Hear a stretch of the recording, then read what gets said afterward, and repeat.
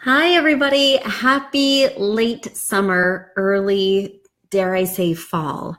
It has been a really exciting summer for me. I did something I haven't done in years, which is pretty much just checked out. I went on lots of trips. I had lots of fun adventures. I had my share of beach time and cocktails and family fun and friend fun. And I truly feel fairly recharged. I also feel a little out of work mode, as some of you might too. So getting back in the groove of the daily emails, of the weekly Facebook Lives, the weekly podcasting has definitely felt like work. But I'm excited to be back. I am gearing up for our busy season. Now is the time when things just take off, when tons of questions come in, when the phones are ringing off the hook because people are starting to think about that holiday decorating. Be it Thanksgiving, Hanukkah, Kwanzaa, Christmas, everybody is calling and wanting to know how to make their home look nicer for both entertaining, but also now that it's colder, we're spending a lot of time indoors. So if there are problems with your home, if there are things you don't like about your house, now you're going to be looking at those things all the time. So people call in urgent situations, really needing to get changes made quickly so that they don't feel so disconnected when they're at home.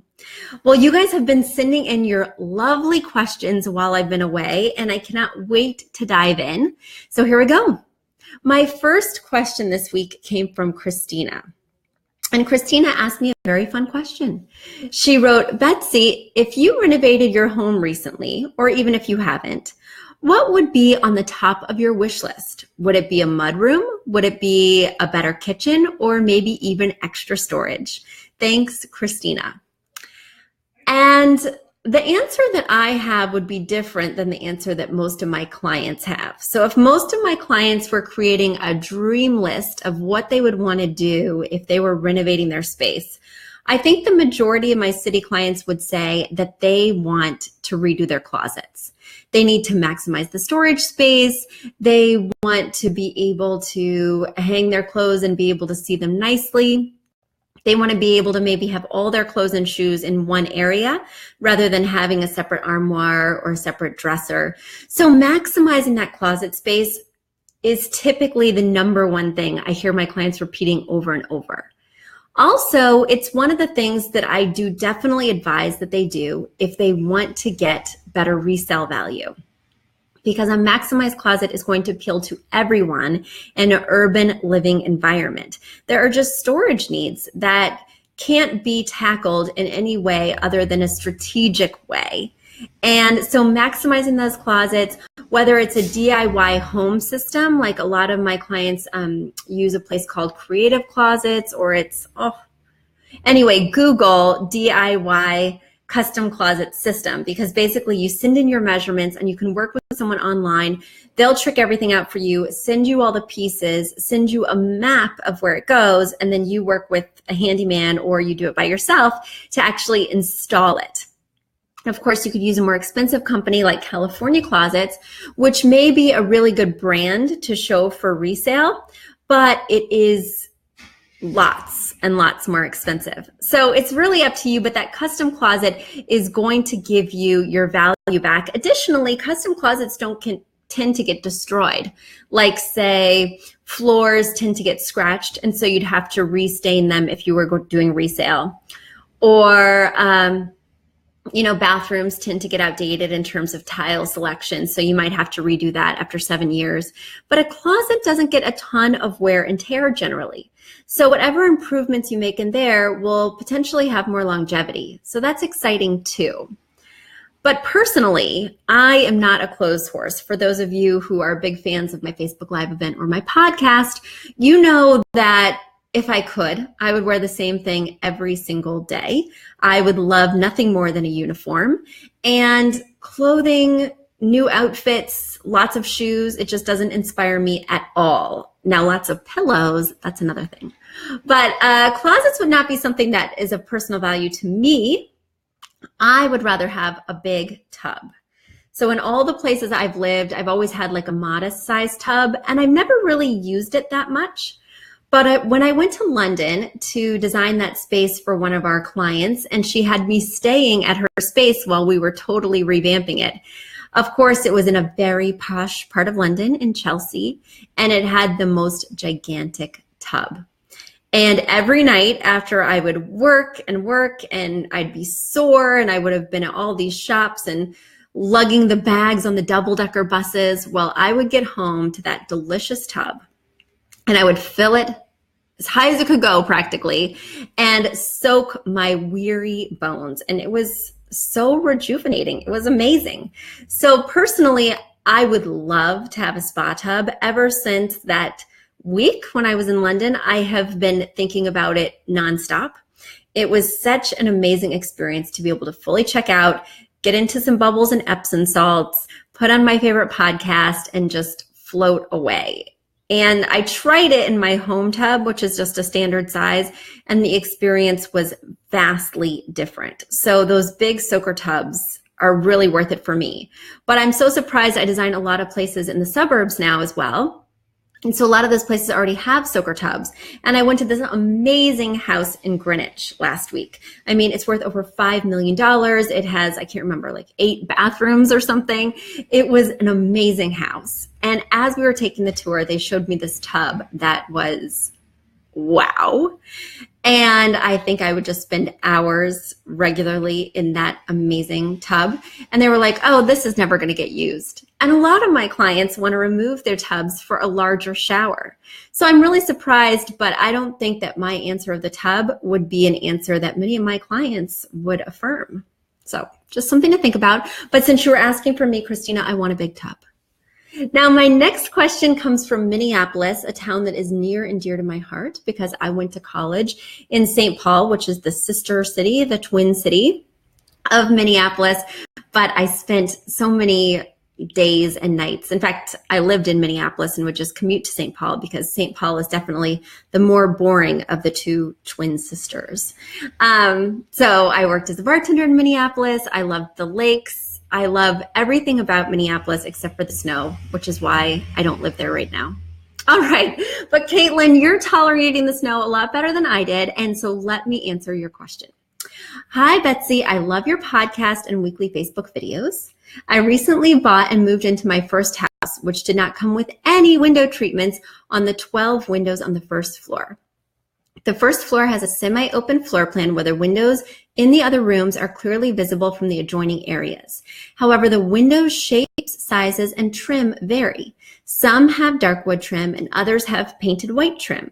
How do I mix and match window coverings that have some variation from room to room but still maintain a cohesive look? Thanks, Caitlin.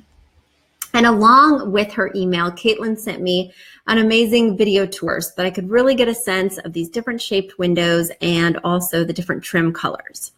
So first of all, congrats on having a lovely house in one of my favorite cities. Now, I did see your conundrum.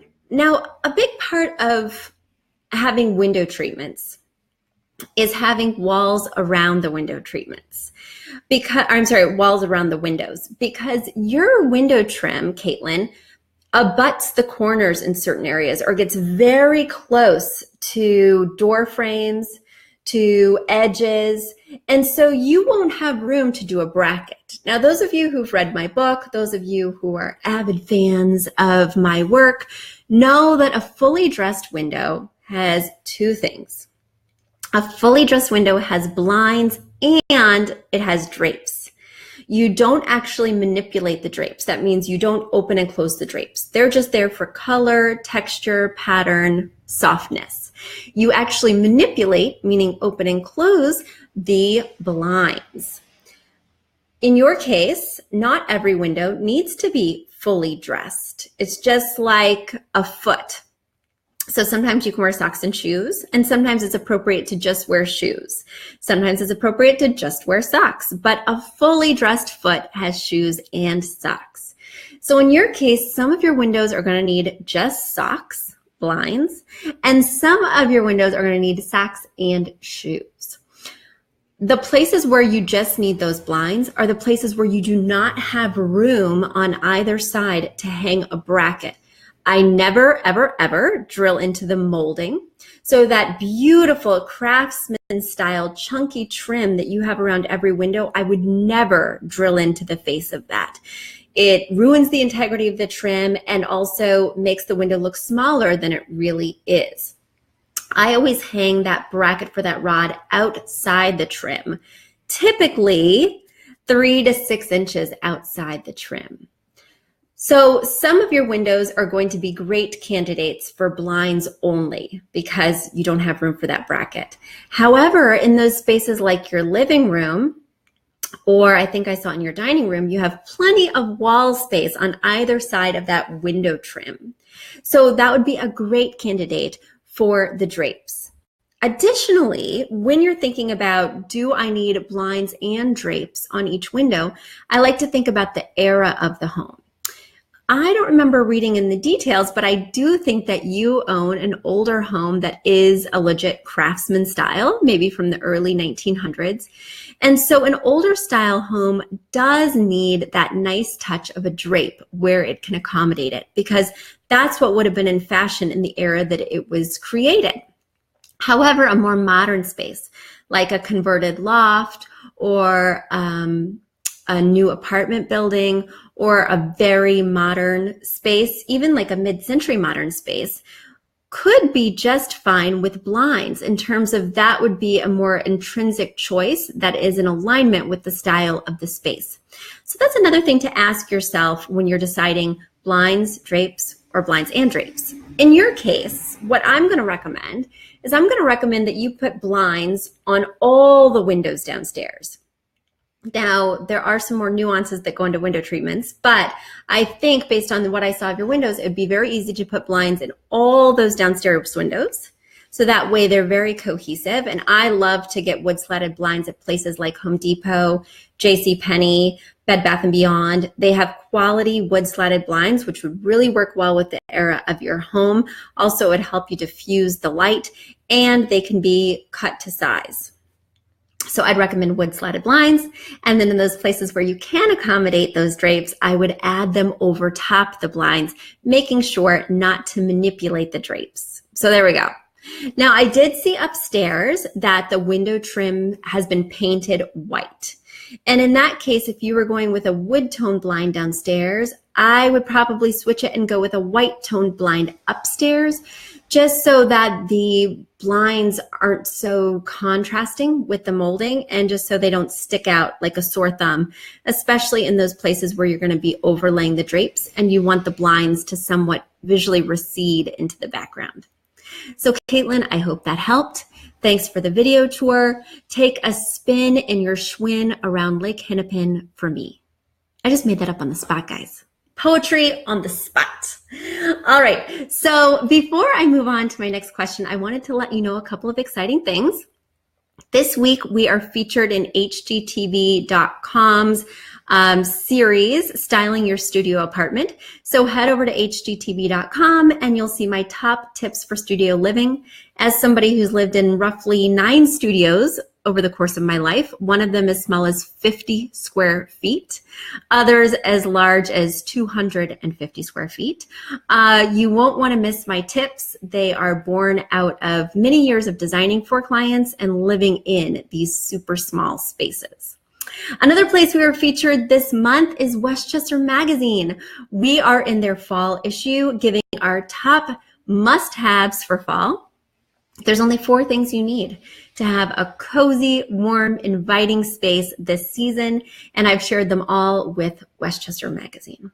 So go to those places, check us out, and you can also find links to those articles on our Facebook page at Affordable Interior Design. All right, my next question has come from Rob. Rob writes, Betsy, I own a small startup and we want to decorate our office so it's functional, but also impressive to potential investors. How should we start? So Rob, I'm going overtime. Normally this is a 15-minute experience, but I'm going overtime to answer your question because I am so inspired by it. Lately, we have been getting lots and lots of inquiries from small businesses like yours. Yours may not be small for long considering it's a startup that's coveting investors, but a lot of people have been reaching out because they don't want to just work in a generic co-working space. nor do they want to have an empty office, but designing really isn't their forte. And it's very easy to have an office that is both functional and beautiful. But one of the most important things, I think, is that it should also reflect your brand. So I want you to think about your firm's branding, Rob. I want you to go to the website. I want you to look at the font. I want you to look at the logo colors. I want you to look at your target market in terms of who is coming into the space. Who are you trying to appeal to, both with the website, and maybe it's different with your space. For instance, if you're trying to get one sort of client for the website, but you're only seeing investors in your office space, well, then you might want to shift the look of your office space slightly, but still you want it to feel very on brand so that somebody who's working with you or thinking about partnering with you has a clear vision of your mission. So I would recommend starting with that branding. Whenever I work with a client, like a small business or startup, I have them fill out a questionnaire and I ask them lots of questions about that target avatar that they're trying to reach, but also who's coming into the office on a day-to-day basis. The other thing that you want to think about besides branding and visitors is how much traffic are you really going to get? If you're going to have a lot of people in, day out, then you're going to want some fabrics that are performance fabrics that are, of course, reflecting the colors of your brand. You're also going to want rugs that are low pile and won't absorb all that stuff from people's shoes. The other thing that I think is really important to think about is the workspace. How much workspace do you need? I think a minimum is if you have every one of your employees go like this. So it's my chicken test, which I use for a couple of different things, but I love it for workspace because it not only covers the area that it would take for a laptop or a screen, but also it helps to incorporate the area where I might be writing a note or having some notebooks or having my cell phone within arm's reach. So that's generally about 30 to 36 inches, which is a minimum for each person's workspace, because in a lot of the startups that we've been designing for recently, rather than having individual desks, they want more of that long team style, conference style table where there aren't really those defined boundaries of the end of a desk or the partition of a cubicle, and it's more of a team environment. And that's the other thing you want to think about is the company culture. So do you expect people to work here overtime? In a startup world, sometimes they're working around the clock. If so, you want them to be comfortable. You want them to have different zones where they can move throughout the day. Rather than staying at that long style table for 10 hours, you want maybe there to be a small seating area where they could go and put their feet up and lounge on a sofa and have some different thoughts or bring their laptop. Maybe you want to have a different area in terms of privacy for a phone call. So these are all things to think about. And they're things, I know it sounds like a lot, but they're things that I like to all kind of get down on paper from the start. Because you asked me, where do we start? And I think kind of mapping out all the answers to those different questions will give you an idea of what you're going to need in the space and what kind of image you want to project to those who are coming into the space. So Rob, I hope that helped. If you need more help, you know where to find us, affordableinteriordesign.com. Well, guys, it has been an awesome summer, and I can't wait to launch into fall with you all. Until next week, keep those questions coming at Betsy at affordableinteriordesign.com. All right, see you soon. Bye.